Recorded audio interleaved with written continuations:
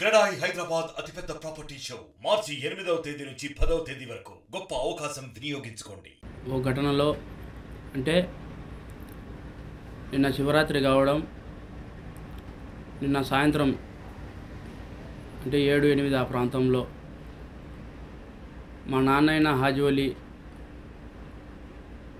అక్కడ శివరాత్రి ఏదో ఉత్సవాలు ఏదో జరుగుతాయని అక్కడికి వెళ్ళడం జరిగింది.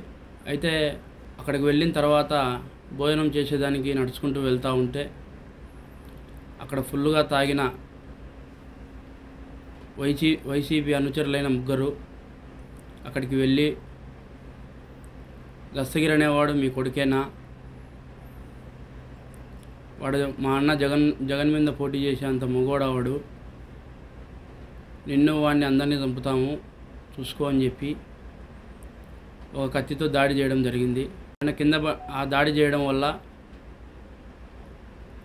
మా నాన్న హాజీవలి గారు కింద పడడం జరిగింది, అరవడం జరిగింది. అక్కడున్న ప్రజలు అప్రమత్తం అయ్యేసరికి వాళ్ళు పారిపోయినారు. అంటే ఒక సామాన్యుడు పులివెందుల్లో పోటీ చేసే అర్హత లేదా అని నేను ఈ చేతగాని జగన్మోహన్ రెడ్డిని అడుగుతాండా. ఎందుకంటే ఈరోజు నన్ను, నా కుటుంబాన్ని పులివెందుల్లో పోటీ చేయనీకోకుండా అడ్డుకోవడానికి, హతమార్చేదానికి ప్రయత్నాలు జరుగుతూ ఉన్నాయి. అందులో భాగంగానే మా నాన్నగారి మీద అటాక్ చేయడం జరిగింది. దీన్ని పూర్తిగా ఖండిస్తాండా. అంటే జగన్మోహన్ రెడ్డి మీద పోటీ నిలబడితే జగన్మోహన్ రెడ్డి ఓడిపోయే పరిస్థితి ఉంటుంది కాబట్టి, అతను తలెత్తుకోలేని తిరగలేని పరిస్థితి ఉంటుంది కాబట్టి, దానికి భయభ్రాంతులకు గురైన జగన్ రెడ్డి, అవినాష్ రెడ్డి వీళ్ళందరూ కూడా ఈ పన్నాగాలు పన్నుతూ ఉన్నారు. ఇంకొక విషయం ఏంటంటే, ఇప్పుడు వచ్చే 12వ తారీఖున వాయిదా కూడా ఉంది నాకు హైదరాబాద్లో. అక్కడికి కూడా హాజరైతా. అక్కడ కూడా ఒక పిటిషన్, ఈ ఘటన కూడా పిటిషన్ వేసి సిబిఐ వారితో కూడా విన్నవిస్తా. ఇలాంటి ఇబ్బందులు ఎన్నొచ్చినా కూడా తగ్గే పరిస్థితి లేదు, ఎవడికి భయపడే పరిస్థితి లేదు. మీకు చేతనైతే నన్ను తగలండి, కానీ నా కుటుంబం జోలికి పోవాల్సిన అవసరం లేదు. కానీ మీరు టచ్ చేసినారు. ఈసారి మటుకు వారు వన్ సైడ్ అవుతుంది, చూసుకోండి. మీ భయభ్రాంతులకు అయ్యే పరిస్థితి అయితే మాకు అసలు, మీరు ఏ విధంగా చేస్తూ ఉన్నారో మేము కూడా ఆ విధంగా చేయాలనుకుంటే, మేము అంబేద్కర్ గారి సిద్ధాంతాలతో కూడిన పార్టీలో ఉన్నాం కాబట్టి మాకు అది సెట్ కాదని మేము అనుకుంటున్నాం. లేదు మీరు దాంట్లో ఆ పార్టీలో ఉన్నా కూడా మీరు ఫ్యాక్షన్గానే మీరు చూసుకుందామంటే రెడీ, దానికి కూడా ఏ దానికైనా సిద్ధపడతాం మేము కూడా.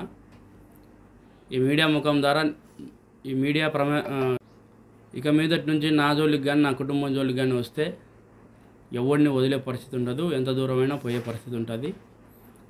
ఇవన్నీ కూడా మీరు తలకాయలు పెట్టుకొని మసులుకోవాల్సిందిగా కోరుతాండా. దీని మీద కూడా కేసు పెట్టి మా నాన్నగారిని ఎవరైతే అటాక్ చేసినారో వాళ్ళని కూడా చట్టపరమైన చర్యలు తీసుకోమని ఎస్పీ గారిని కూడా కలుస్తా. అంతేకాకుండా నా కుటుంబానికి, మా నాన్నగారికి కూడా భద్రత కల్పించాలని కోరుతాను. అటాక్ చేసిన వారిని కూడా నేను గుర్తిస్తాను, ఎందుకంటే వాళ్ళు మాట్లాడేటప్పుడు వాళ్ళ మగంతికి కూడా నేను చూసినాను.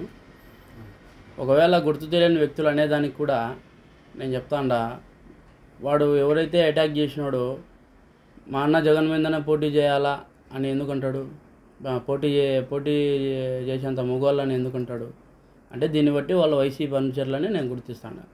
ఆల్రెడీ నాకు పోలీసు రక్షణ ఉంది, కానీ మా నాన్నగారికి కూడా పోలీసు రక్షణ కల్పించాలని కొడతా ఉండ. ఎస్పీ గారిని, ఐజీ గారిని, సిబిఐ సంస్థ వారిని కూడా కొడతా 12వ తారీఖు. అంతేకాకుండా అవినాష్ రెడ్డి బయట ఉండడంతోనే ఇవన్నీ జరుగుతూ ఉన్నాయి. విచారణ కూడా సజావుగా సాగలేదు. అంతేకాకుండా అవినాష్ రెడ్డి గారి బెయిల్ క్యాన్సిల్ చేయాల్సిందిగా, అంటే క్యాన్సిల్ కావాలా, ఎందుకంటే నేను ఎందుకు చెప్తున్నానంటే ఆ విషయం కూడా ఆయన బయట ఉండబడితే అనర్థాలన్నీ కూడా జరుగుతూ ఉన్నాయి. ఈ విధంగా మమ్మల్ని భయభ్రాంతులకు గురి చేసే పరిస్థితి కూడా ఏర్పడుతుంది. అందుకు ఆయన బెయిల్ క్యాన్సిల్ అయ్యేదానికి కూడా మేము సుప్రీంకోర్టుకు కూడా ఆశ్రయిస్తాము. మాకు జరిగిన అన్యాయాన్ని మాకు జరిగిన మా మీద చేసిన దాడులను నన్ను ఏ విధంగా అయితే నన్ను జైలు పాలు చేసినారు, ఏ విధంగా అయితే అక్రమంగా జైల్లో కొనాలని కూడా ప్రయత్నాలు జరిగినాయో దానిలన్నిటికీ కూడా సుప్రీంకోర్టుకు వివరిస్తాము. గౌరవనీయ న్యాయస్థానం కూడా మేము వెళ్ళి ఆశ్రయిస్తాము. అంతేకాకుండా ఈ సందర్భం వచ్చింది కాబట్టి ఇంకో విషయం ఏంటంటే, నన్ను అక్రమంగా అరెస్టులు చేయాలా అని చెప్పి ఒక పన్నాగం పన్నుతూ ఉన్నారు. ఇంకోటి ఏంటంటే, ఇంతకుముందు జరిగిన ఒక పులివెందుల కేసులో ఒక అబ్బాయి నా దగ్గరికి వచ్చి చెప్పడం జరిగింది. ఆ వీడియో కూడా మీకు నేను ఫార్వర్డ్ చేస్తా, అది కూడా ప్రెస్లో రావాల్సింది కోరుతున్నా. వైఎస్ మనోహర్ రెడ్డి ఎవరైతే మా ఏరియాకి సంబంధించిన కౌన్సిలర్ రాజశేఖర రెడ్డి అనేవాడు ₹1,00,000 డబ్బులు ఇచ్చి నేనేదో పిల్లోని కొట్టినట్టుగా వాళ్ళు కేసు పెట్టినట్టుగా ఆ పొద్దు గవర్నమెంట్ హాస్పిటల్లో హల్చల్ చేయడం జరిగింది. దానికి ఆ పిల్లవాడు నేను చేసింది కరెక్ట్ కాదన్నా, నువ్వు నాకు డబ్బు ఇచ్చినావు, నన్ను ఎన్నోసార్లు ఆదుకున్నావు, నేను నీకు నిజం చెప్పాలని నేను నీ దగ్గరికి వచ్చా అని చెప్పి వచ్చి వాస్తవాలు చెప్పడం జరిగింది. అది కూడా నేను వీడియో కూడా మీకు ప్రెస్కి ఇస్తాను. మీరు కూడా దాన్ని దయచేసి మీరు ప్రెస్లో రావాల్సిందిగా కోరుతాను. మరిన్ని వీడియోస్ కోసం ఛానల్ ని సబ్స్క్రైబ్ చేయండి. లేటెస్ట్ అప్డేట్స్ కోసం వాట్సాప్ ఛానల్ ని ఫాలో చేయండి. అండ్ లింక్ డిస్క్రిప్షన్ లో ఉంది.